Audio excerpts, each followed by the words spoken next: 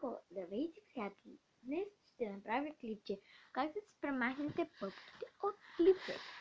Както знам, че сега като мен влизам в пубертета и така нататък, на младежите, на момичетата най-много има много пъпки и на момчета също и го препоръчваме на момчета. Нищо не е срамно, ще ни трябват само две неща и това не са срамни. Първото нещо е, той са две едни и същи, но различни. Крем от лимон. Е така, лимон, но вижте какъв трябва да е такъв закупен. Ето така.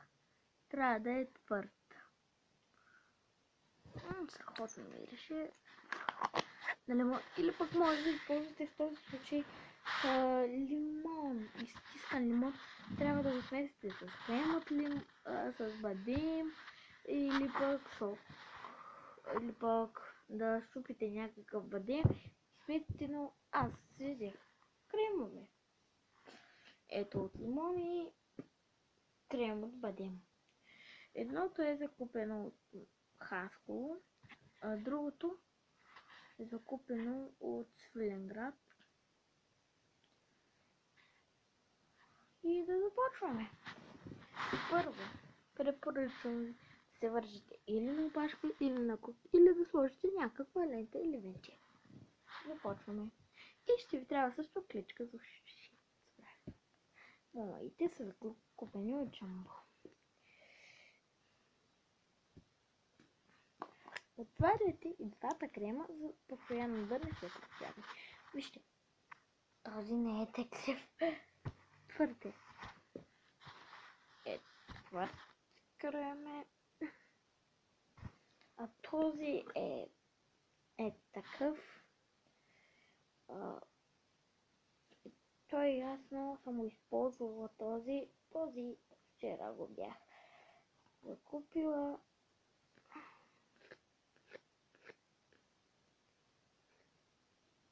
Ето този е течен, както виждате, може да се разтече и ще се разтече всеки момент. Както и да е.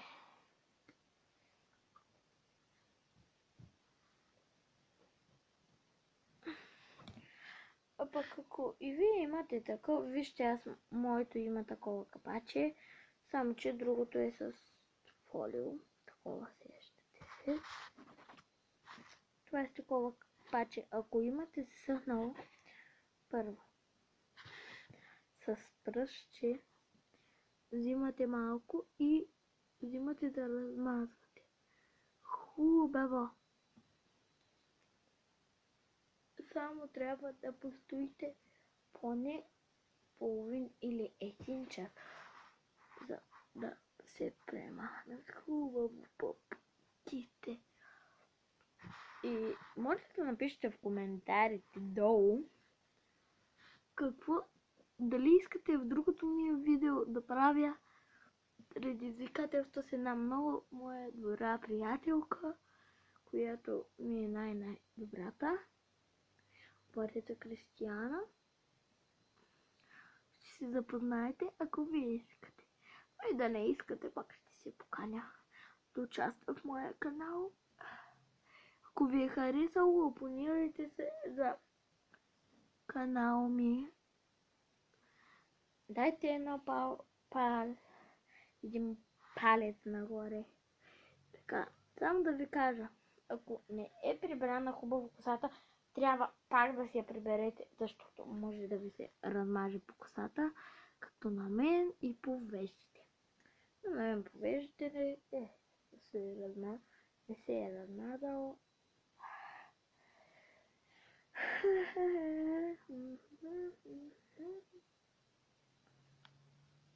Така, и от тук малко после. От тук и готово. Виждате ли? Само, че малко повече трябва да нанесете белия крем, че да остане ето така. Това си купи засъхна оле за да мириш ужасно много на лимон.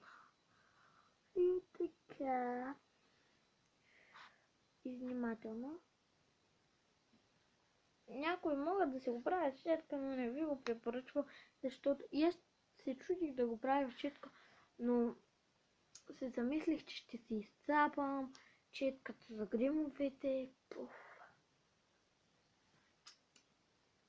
Можете и с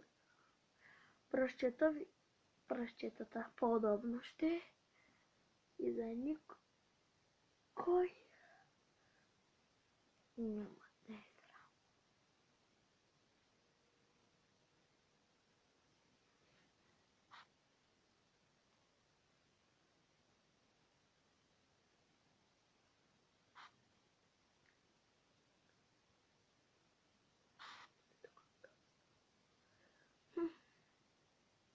Готово. Виждате, че ето тук. Сега за това ще ми трябва.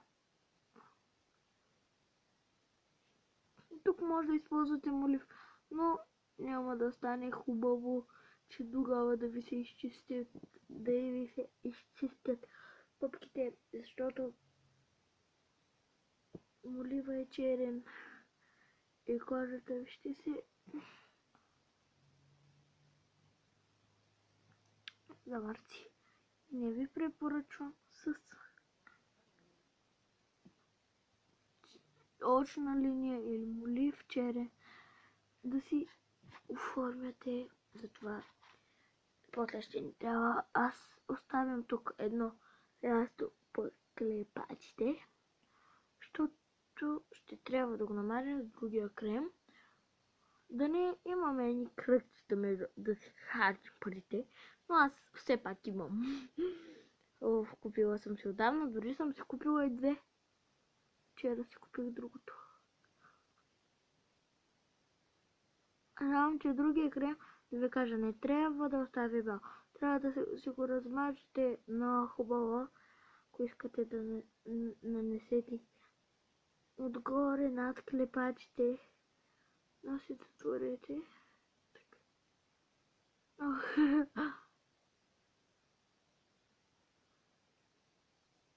Готово. Виждате, не си личи. Сега е другото.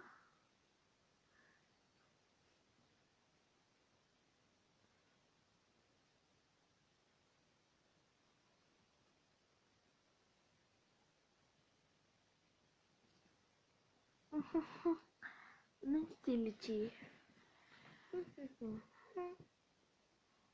Ето вижте. Хубаво. И сега трябва да изчакаме поне половин или един час да се... По принцип трябва да чакате половин или един час да попие кожата и да се махнат пъпките. Но пък с тези кремове аз ще трябва да чакам 15 минути и до тогава ще пусна на кратка пауза.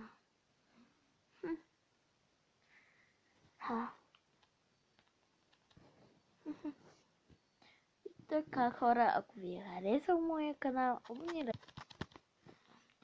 И така, вижте, измила съм по-скоро маската. Лицето ми е като ново. Тук съм забравила. Няма нищо, ето тук така. Вижте сега, пъпките ги няма. Това, ако се чуете какво е, това е бемка. Пъпките изчезват мигновено.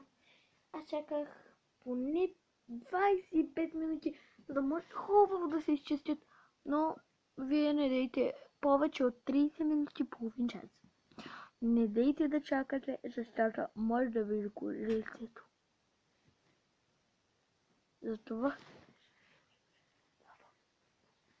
Затова не дейте. Ето така и вижте. И вижте, вече няма пъпки. Довиждане, ще се видим в другото ми видео, естествено.